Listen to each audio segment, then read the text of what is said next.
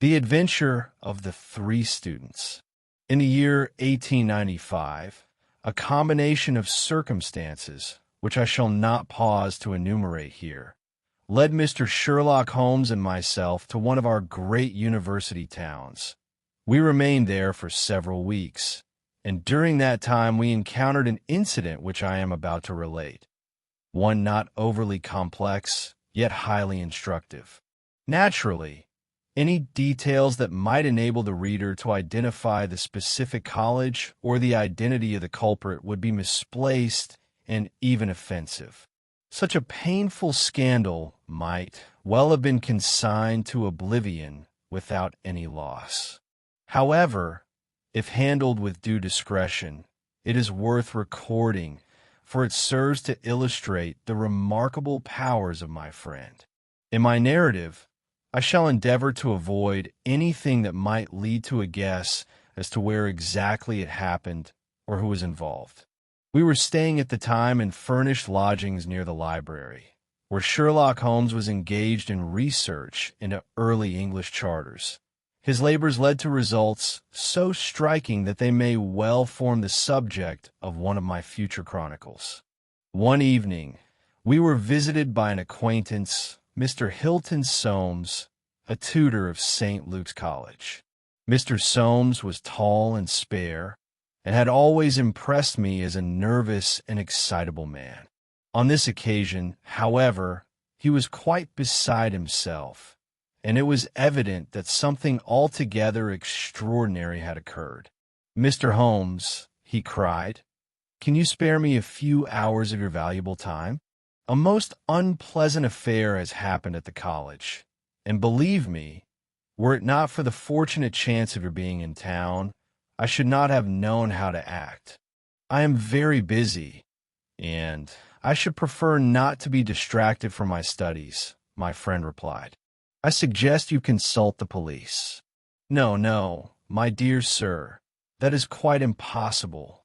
Once the law is set in motion, it cannot be stayed. And this is exactly the kind of case where publicity must be avoided at all costs, lest a shadow be cast upon the college. You are as well known for your discretion as for your talent in unraveling the most intricate problems, and I would have turned to no one but you. I implore you, Mr. Holmes, help me." Away from his beloved Baker Street, my friend's temper did not grow any milder. Deprived of his scrapbooks, his chemicals, and his habitual disorder, Holmes felt ill at ease. He gave an irritable shrug of the shoulders in token of assent, and our visitor, agitated and gesticulating, began hurriedly to lay the facts of the case before us. "You see, Mr. Holmes, tomorrow is the first day of the examination for the Fortescue Scholarship, and I am one of the examiners. I teach Greek, and the first paper is a Greek translation.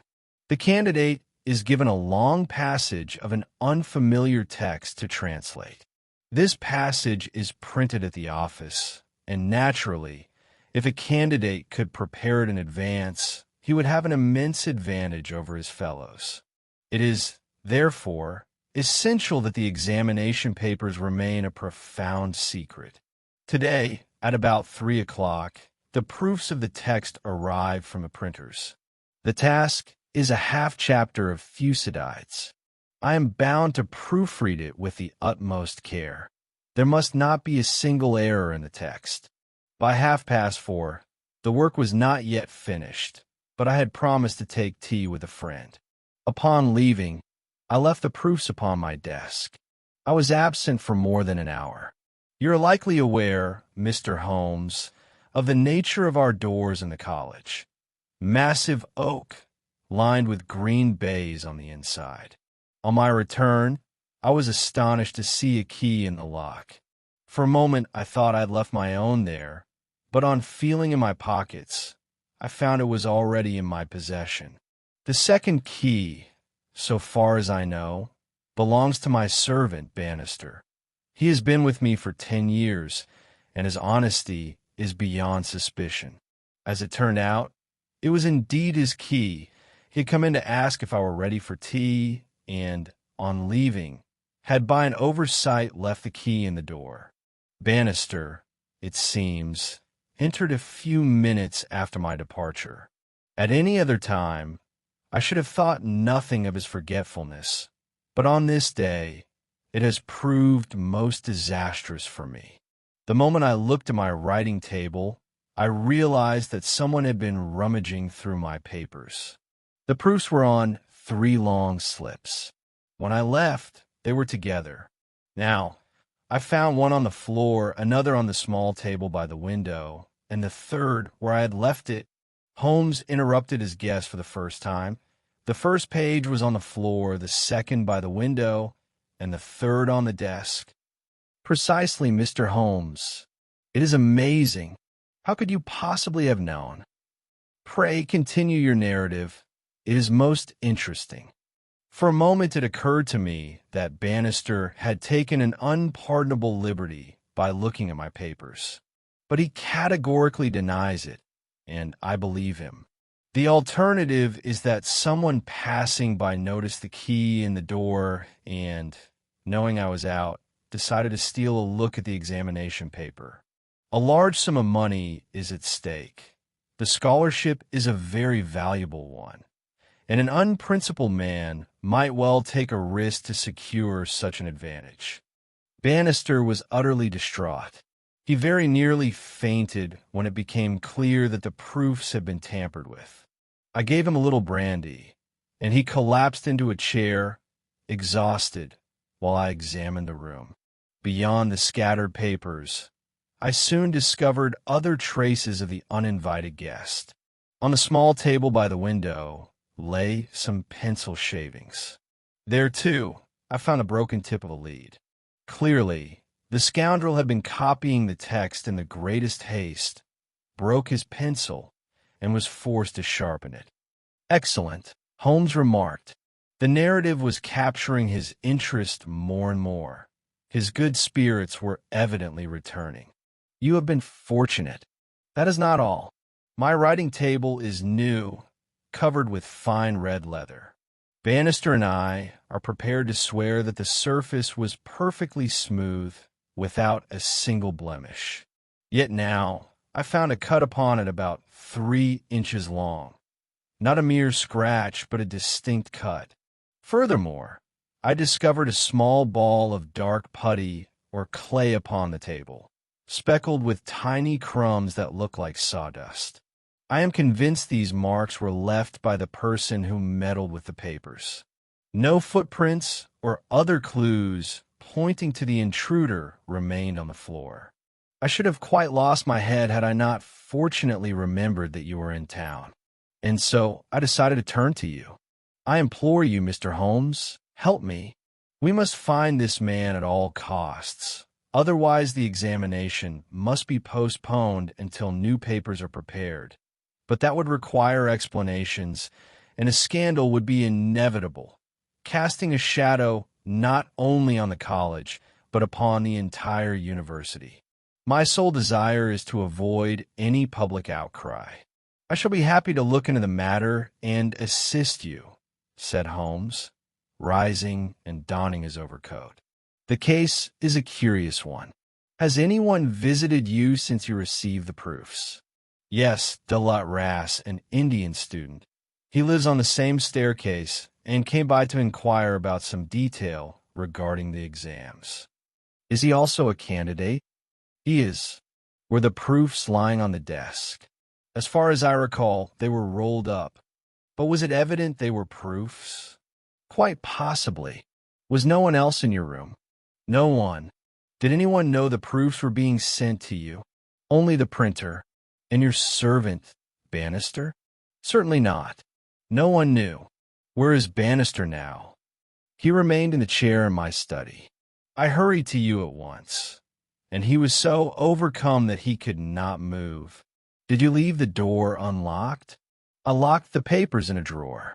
Then, Mr. Soames, unless the Indian student guessed the truth, it would seem the person who handled the proofs found them by chance, without knowing beforehand that they were there. So it appears to me. Holmes gave a cryptic smile. Well, said he. "Let us go. This case is not quite in your line.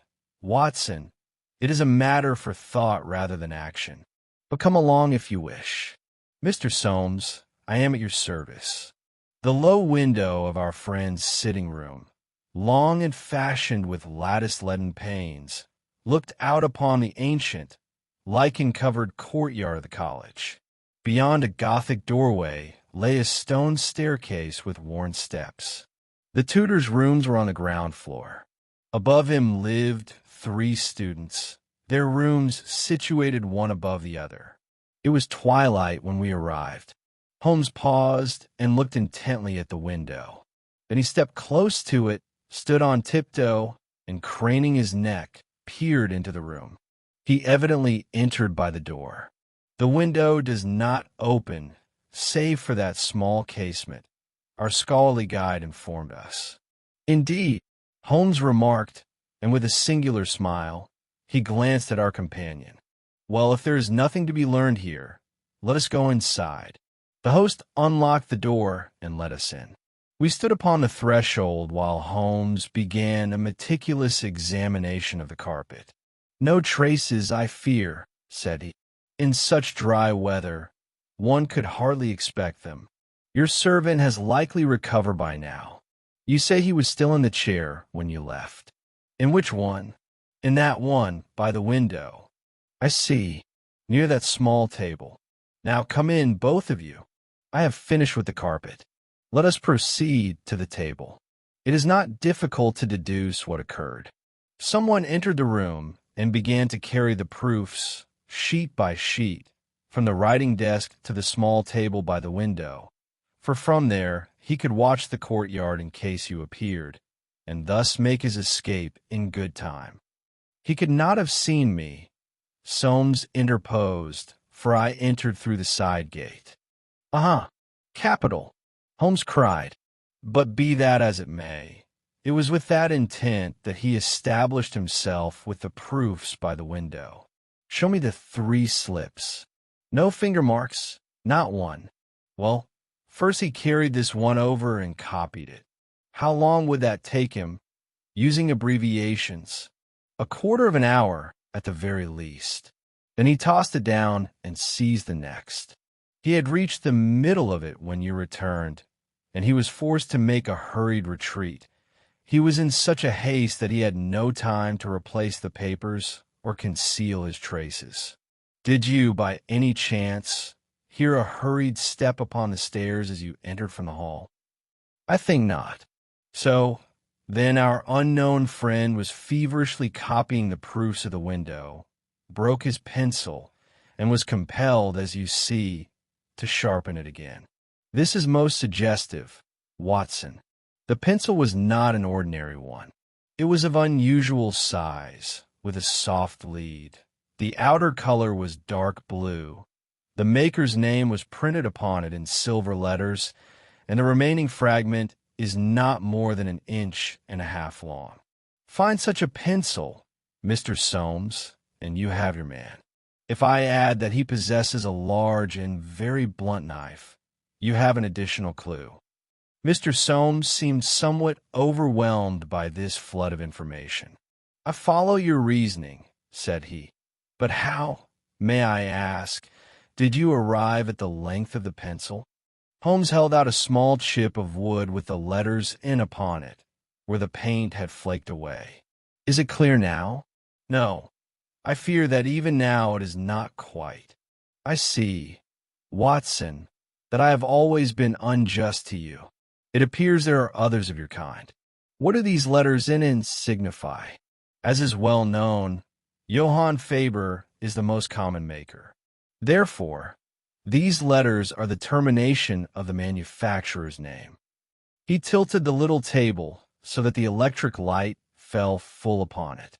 "If one writes upon thin paper, marks may be left upon the polished wood beneath. No, I see nothing. Now for the writing table. This small ball is evidently the dark clay of which you spoke. It is shaped like a hollow pyramid, and, as you noted, there are grains of sawdust within it. Very interesting indeed. and the cut upon the desk, the leather, to put it plainly, has been ripped. I see. It begins with a slight scratch and ends in a jagged hole. I am much indebted to you for this singular case, Mr. Soames. Where does that door lead? Into my bedroom. Have you entered it since you discovered the intrusion? No. I came straight to you. Pray, let me have a glance at the bedroom. What a charming, old-fashioned room. Be so good as to wait a moment while I examine the floor.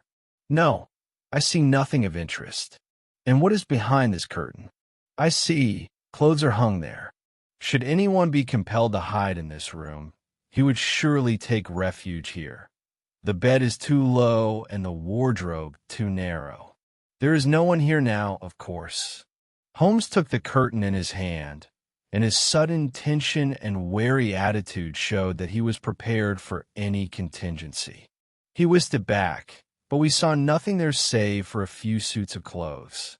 Holmes turned away and suddenly stooped to the floor. "Hello! What is this?" he cried.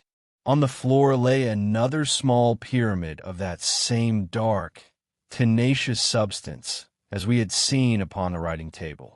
Holmes held it out upon his palm towards the lamp. "Your visitor, as you perceive, has left his traces in your bedroom as well as in your sitting room, Mr. Soames. What could he have wanted there? The matter seems sufficiently obvious. You returned from a direction other than that from which he expected you, and he heard your step when you were already at the door. What was he to do? He gathered his belongings and rushed into your bedroom to hide. Good heavens, Mr. Holmes! Do you mean to say that all the time I was talking to Bannister, the scoundrel was trapped in my bedroom without our ever suspecting it? So it would appear. But there is another possibility, Mr. Holmes. I do not know if you observed the bedroom window. Small panes, leaden lattice, 3 frames, one of them on a hinge and large enough for a man to pass through. Exactly, and it looks out upon a corner of the court, so that from the courtyard a portion of it is completely hidden.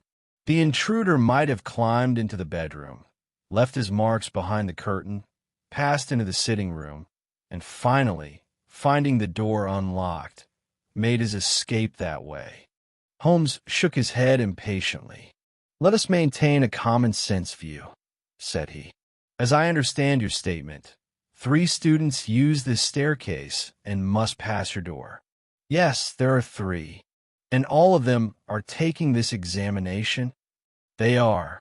Have you any reason to suspect one more than the others?" Soames hesitated. "It is a very delicate question," he murmured. "One does not wish to cast suspicion where there is no proof. Tell us your suspicions, and I will look after the proofs. Then I will tell you in a few words about the 3. Immediately above me lives Gilchrist, a capable student and a fine athlete. He plays rugby and cricket for the college and has won prizes in the hurdles and the long jump. He is a most worthy young man. His father was the notorious Sir Jabez Gilchrist, who was ruined on the turf. The son was left penniless, but he is a hard-working and diligent youth. He will go far. On the 2nd floor lives Daulat Ras, the Indian. He is quiet and inscrutable, as most Indians are. He is doing well in his studies, though Greek is his weak point. He works steadily and methodically. At the very top is the room of Miles McLaren. When he chooses to work, he is a man of exceptional brilliance. He is one of the most gifted students we have, but he is wayward, dissipated, and quite unprincipled. In his first year, he was nearly expelled over some shady business with cards. He has been idling all term, and he must look upon this examination with great dread. Then it is he whom you suspect? I would not go so far as to say that. But of the 3, he is perhaps the one for whom I could least answer. I see. And now, Mr. Soames, let us have a word with Bannister. The servant was a little man of about 50, with heavily silvered hair, pale and clean-shaven. He had not yet quite recovered from the sudden shock which had broken the quiet routine of his life. His plump face was twitching with a nervous tremor, and his hand shook. "We are trying to clear up this unfortunate matter, Bannister," said his master. "Understand, sir. If I am not mistaken, you left the key in the door," said Holmes. "Yes, sir. It was a most remarkable coincidence that you should have done so on the very day when these important papers were in the room." "Yes, sir, it was most unfortunate, but I have forgotten the key before." "When did you enter the room?" "About 4:30. That is the time I usually bring Mr. Soames's tea." "How long did you stay?" "I saw that he was out, and I withdrew at once." "Did you look at the papers upon the table?" "No, sir, certainly not." "Why did you leave the key in the door?" "I had the tea tray in my hands. I thought to come back for the key later, and then I forgot." "Is there a spring lock on the door?" "No, sir." "Then it stood open all the time?" "Yes, sir." "And anyone could easily have left the room?" "Yes, sir." "You were very much agitated when Mr. Soames returned and called you?" "Yes, sir. Such a thing has never happened in all my years of service." "I nearly fainted, sir." "That is quite natural." "And where were you when you began to feel ill?" "Where, sir?" "Why, here, near the door." "That is strange, for you sat down in that chair in the corner. Why did you pass the other chairs to sit in the one furthest away?" "I don't know, sir. I didn't care where I sat or day." "I don't think he quite knows what he was doing, Mr. Holmes," Soames interposed. "He looked most ghastly, as white as a ghost." "How long did you stay here after your master left?" asked Holmes. "Only a minute, sir. Then I locked the door and went to my own room." "Whom do you suspect?" "Sir, I could not say. I don't believe there is a gentleman in all the university who would stoop to such an act for the sake of gain." "No, sir, I cannot believe it." "Thank you. That will do," Holmes concluded. "One more thing.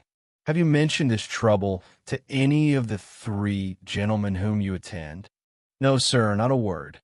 "And have you seen any of them?" "No, sir, none." "Very good. Now, Mr. Soames, with your permission, we will take a look at the court." 3 yellow squares of light shone above us in the gathering gloom. "All 3 birds are in their nests," said Holmes, looking up. "Hello! What is this? One of them seems a bit restless."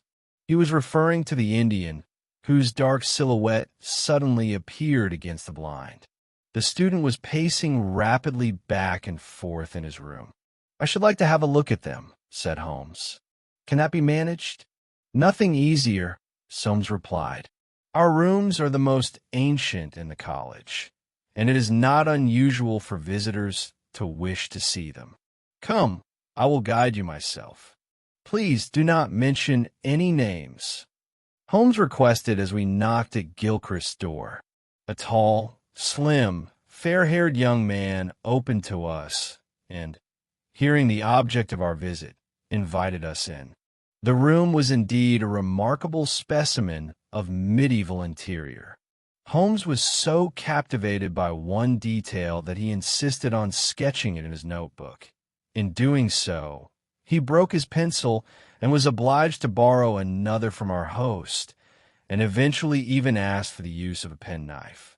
A similar curious incident occurred in the rooms of the Indian, a silent, short, hook-nosed fellow. He eyed us with suspicion and was visibly relieved when Holmes's architectural studies came to an end. It did not appear that during these visits Holmes had found the clue he was seeking. At the 3rd student's door, we met with failure.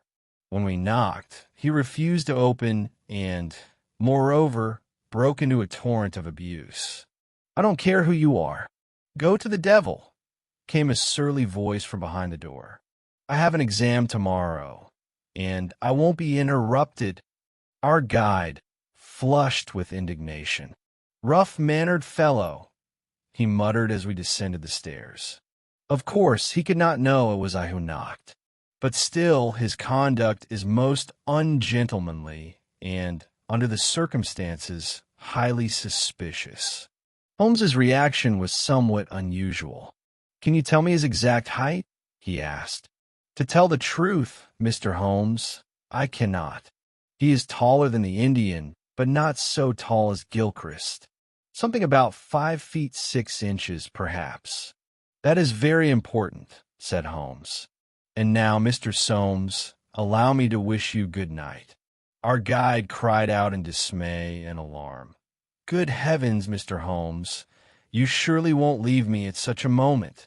You don't seem to realize the gravity of the situation. Tomorrow is the examination. I must take decisive measures this very night. I cannot allow the exam to proceed if someone has seen the papers. We must find a way out. Leave everything as it is. I shall drop in tomorrow morning, and we will discuss it all. Who knows? By then I may have some practical suggestions. Meanwhile, do nothing. Absolutely nothing.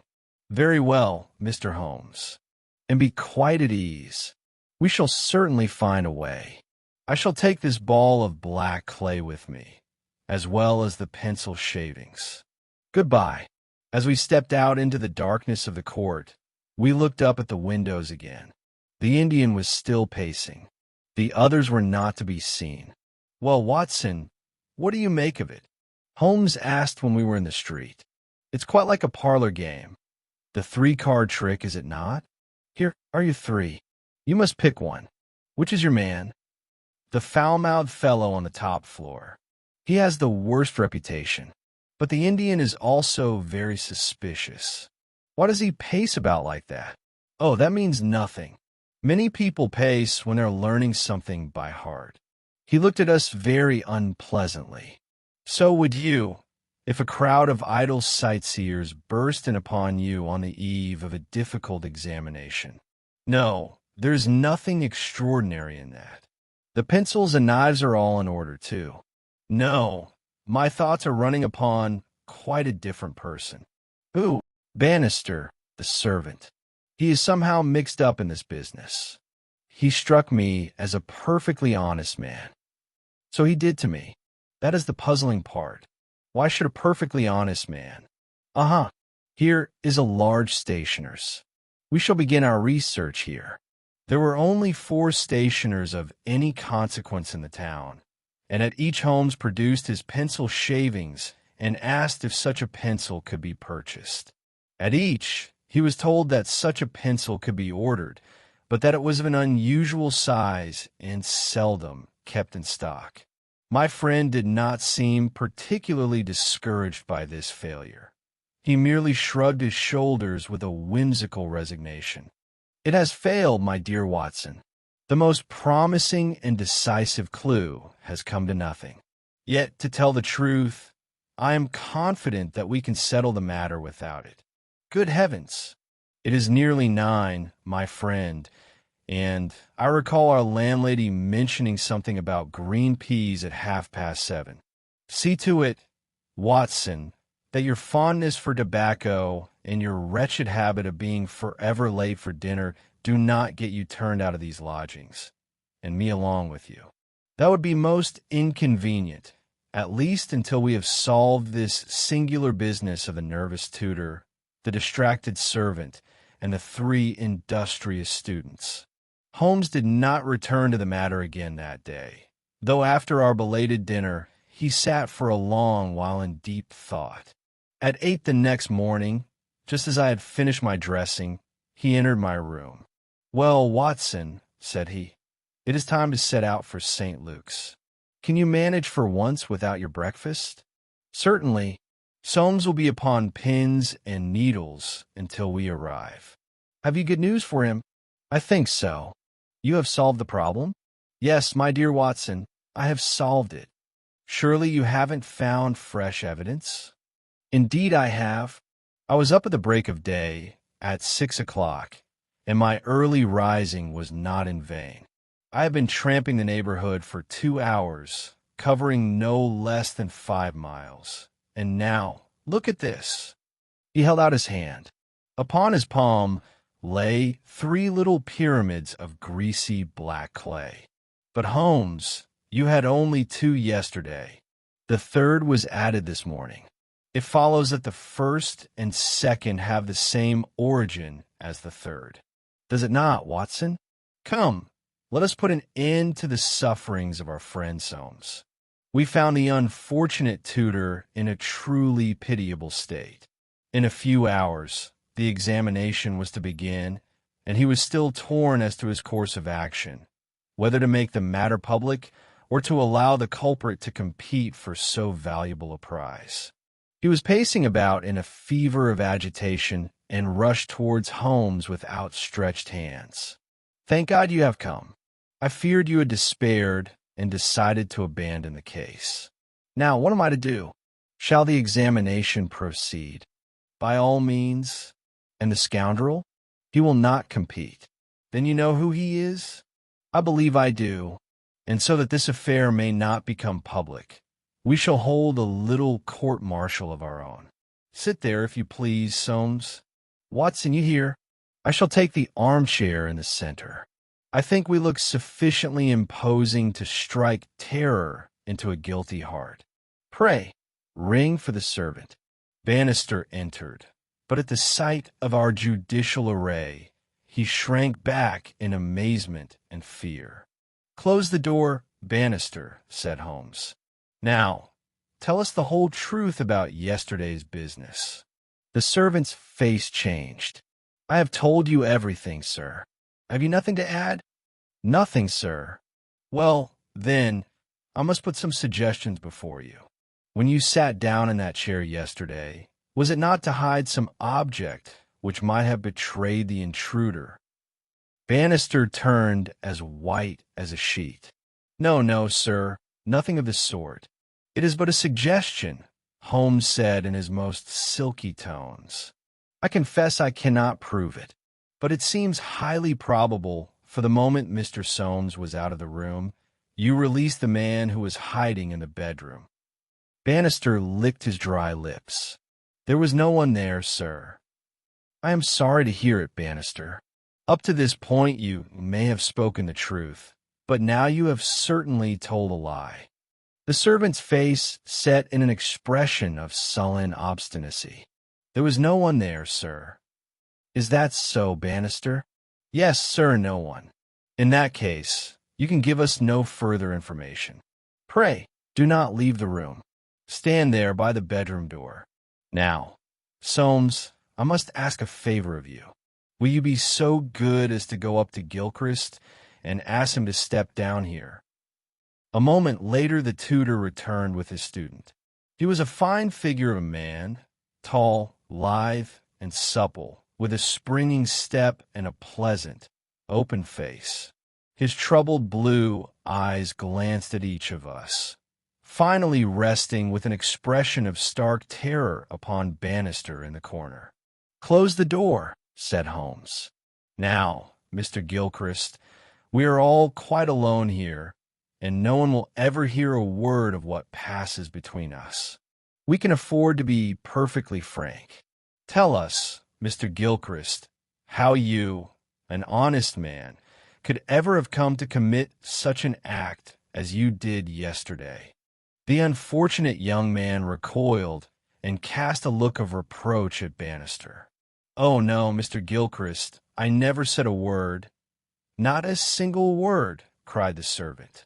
"No, that is true," Holmes remarked. "But your last exclamation is as good as a confession. And now, sir," added Sherlock Holmes, looking sternly at Gilchrist, "there is but one course open to you. You must make a clean breast of it all." Gilchrist's face worked with a convulsive struggle. He attempted to master himself, but in the next instant he fell upon his knees by the table and, burying his face in his hands, burst into a passion of sobbing. "Come, come," said Holmes kindly. "It is human to err, and surely no one would dream of calling you a hardened criminal. It may be easier for you if I tell Mr. Soames myself what occurred, and you can correct me where I go wrong. Shall it be so? Well, don't answer if it is too hard for you." Only listen, and see that I do you no injustice. The matter began to clear for me, Mr. Soames, from the moment you explained that no one, not even Bannister, could have known the proofs were in your room. The compositor was out of the question. He could have copied them at the office. I eliminated the Indian as well. The papers were rolled up, and he could not have guessed what they were. On the other hand, a man enters a room by chance on the very day when the examination papers are lying on the table. Such a coincidence is, in my view, incredible. I concluded, therefore, that the person who entered knew the papers were there. How'd he know? When I approached your house, I examined the window. I was amused by your suggestion that I was considering the possibility of someone entering through it in broad daylight before the eyes of everyone opposite. The idea was, of course, absurd. I was measuring in my mind how tall a man must be to see the papers on the table as he passed by. I am 6 feet high, and only by standing on tiptoe could I see the desk. No one under 6 feet could have managed it. I had, therefore, this much to go upon, that if one of the 3 students was of exceptional height, he was the man to be looked after. When we entered and I examined the room, the small table by the window gave me another lead. The writing desk was a mystery until you mentioned that Gilchrist was a long jumper. Then the whole thing was clear, and I only needed a few links to complete the chain. Now listen to how it happened. This young man had spent the day at the athletic grounds practicing jumps. As he returned home, he carried his spiked shoes. Passing your window, his great height allowed him to see the rolled papers on your desk, and he surmised what they might be. No harm would have come of it had he not noticed the key which the servant had left in the lock. He was seized by an irresistible impulse to enter and verify if they were indeed the proofs. There was no danger in this, for he could always pretend he had come to consult you. Finding they were the proofs, he could not resist the temptation. He laid his shoes upon the desk. And what did you put upon the chair by the window? My gloves, the young man whispered. So, the gloves were on the chair. Holmes looked triumphantly at Bannister. Then he took the first slip and began to copy it at the small table. Having finished the first, he took the second. He expected you to return by the main gate, which is visible from the window. But you, Mr. Soames, returned by the side wicket. Suddenly your step was heard just outside the door. Forgetting his gloves, the student snatched up his shoes and darted into the bedroom. You see, the scratch on the desk is hardly visible from here, but from the direction of the bedroom, it is very marked. This proves the shoe was pulled in that direction and that the culprit was hiding in the bedroom. The soil from one spike remained on the desk, and a second patch fell on the bedroom floor. I may add that I visited the athletic grounds this morning. The jumping pit is composed of black clay. I brought back a sample along with some fine tan-colored sawdust, which is used to prevent the athletes from slipping. Is that not the truth of the matter, Mr. Gilchrist? The student sat up straight now.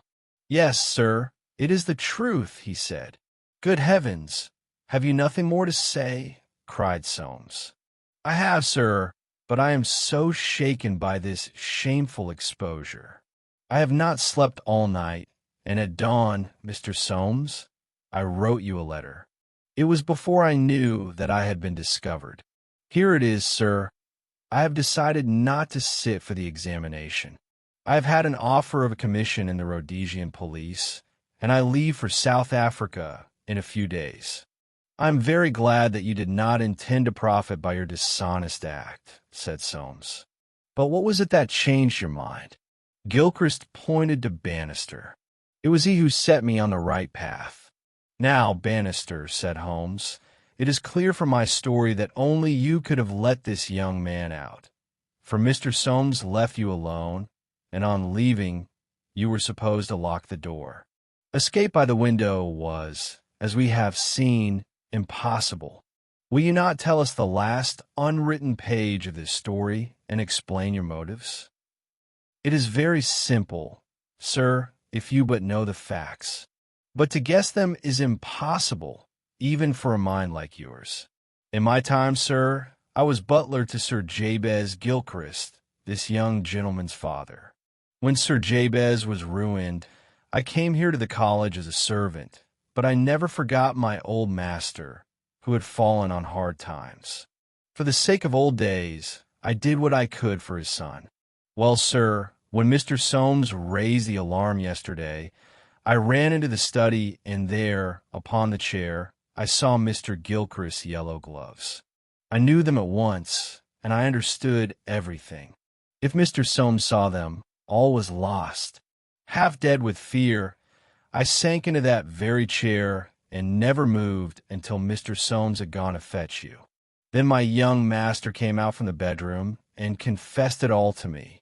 I had dandled him on my knee when he was a babe. How could I find it in my heart to betray him? I spoke to him as his own father would have spoken, told him that no good could ever come of such a deed, and then I let him go. Can you find it in you to blame me, sir? Certainly not, said Holmes heartily, rising from his chair. Well, Soames, the mystery is cleared up, and our breakfast awaits us at home. Come, Watson. As for you, sir, I trust that a bright career awaits you in Rhodesia. For once you have fallen low, but may your future be governed only by the highest aspirations.